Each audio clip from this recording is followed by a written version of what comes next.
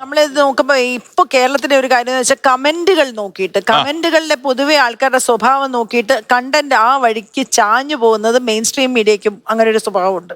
കണ്ടന്റുകളുടെ ഒരു കമന്റ് ആരുടെ കൂടെയാ, ആരുടെ അത് പൊതു സ്വഭാവം നോക്കിയിട്ട് അതിലോട്ട് അതിന്റെ റീച്ച് കൂട്ടുക, ആ കമന്റുകൾ നിലനിൽക്കുന്നത്രയും വരെ ആ കണ്ടന്റിനെ അങ്ങനെ നിലനിർത്തുക. ഈ സ്വഭാവം എല്ലാവർക്കും. ഇപ്പൊ നമുക്കത് ഒരു കണക്കെടുത്താലോ, സ്റ്റാറ്റിസ്റ്റിക്സ് നോക്കിയാൽ ഞാൻ പലപ്പോഴും അതൊക്കെ ശ്രദ്ധിക്കാറുണ്ട്. ഒരു 200 അല്ലെ 500 അല്ലെ 1000 പേര് കമന്റ് ചെയ്യുന്നു. ഈ കമന്റ് ചെയ്യാത്ത 3.5 കോടി മനുഷ്യർ വരെ കിടക്കുക. അല്ല, കമന്റിന്റെ കമന്റ് അവരെ സ്വാധീനിക്കാൻ പാടില്ല. അത് സ്വാധീനിക്കാൻ പാടില്ല എന്നാണ് എന്റെ ഒരു അതെ, പാടില്ല.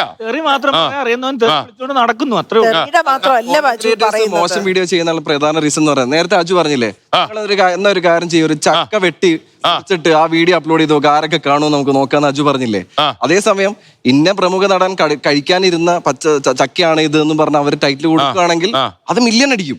അല്ലെങ്കിൽ ഏതെങ്കിലും ക്യാൻസർ അതെ അതെ, അത് ഞാൻ ഓൺലൈൻ മീഡിയ ഞാൻ ഈ ഓൺലൈൻ മീഡിയ എന്റെ പേജ് 2023 ഞാൻ അവസാനിപ്പിച്ച ആളാ. അത് ഞാൻ വേറെ ആൾക്ക് വിറ്റു. അതെ, ഞാൻ ആ പ്രസ്ഥാനം വേണ്ട. അതെ, അതെ. അപ്പൊ അങ്ങനെ ചെയ്യേണ്ടി വരുന്നത് ആളുകള്, ഞാൻ നേരത്തെ പറഞ്ഞ പോലെ ഈ തുടക്ക സമയത്ത് ഞാൻ പറഞ്ഞു 3 ഫാക്ടേഴ്സ് ഉണ്ടെന്ന് പറഞ്ഞില്ലേ, അതിൽ ആളുകള് ഇൻട്രസ്റ്റിംഗ് ആയിട്ട് കാണാൻ ആഗ്രഹിക്കുന്ന രീതിയിലേക്ക് അവര് ഉണ്ടാക്കി പോകുന്നതാണ്.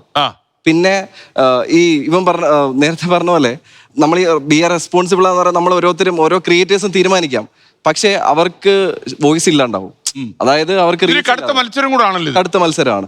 അത് ഓൺലൈൻ മീഡിയസ് മാത്രമായിട്ട് പറയല്ല, ഇത് എല്ലാവർക്കും ഉണ്ട്, ഇത് മെയിൻ സ്ട്രീം മാധ്യമത്തിനും ഉണ്ട്. അവർക്ക് നമുക്ക് ആ വാർത്ത മുഴുവൻ കാണണമെങ്കിൽ ഒന്ന് ആ ലിങ്ക് ക്ലിക്ക് ചെയ്ത് നോക്കണം, അല്ലെങ്കിൽ ആ തലക്കെട്ടുമായിട്ട് ബന്ധമില്ലാത്ത വാർത്തയായിരിക്കും ഉള്ളിലുള്ളത്.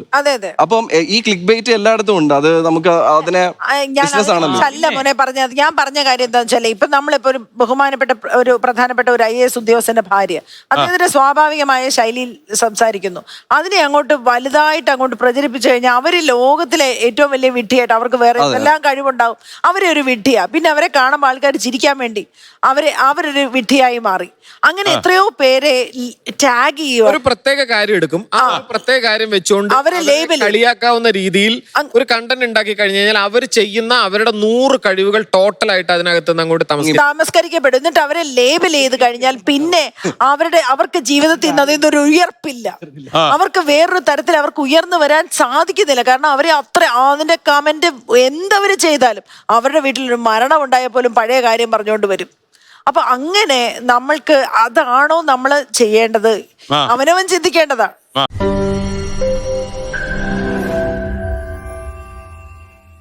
ലോകത്തെവിടെയായാലും ഏത് സമയത്തും 24 വാർത്തകളും ഓഗ്മെന്റഡ് റിയാലിറ്റി പാക്കേജുകളും എക്സ്പ്ലെയിനറുകളും വിശദമായി കാണാൻ ഞങ്ങളുടെ YouTube ചാനൽ നിങ്ങൾക്ക് സബ്സ്ക്രൈബ് ചെയ്യാം.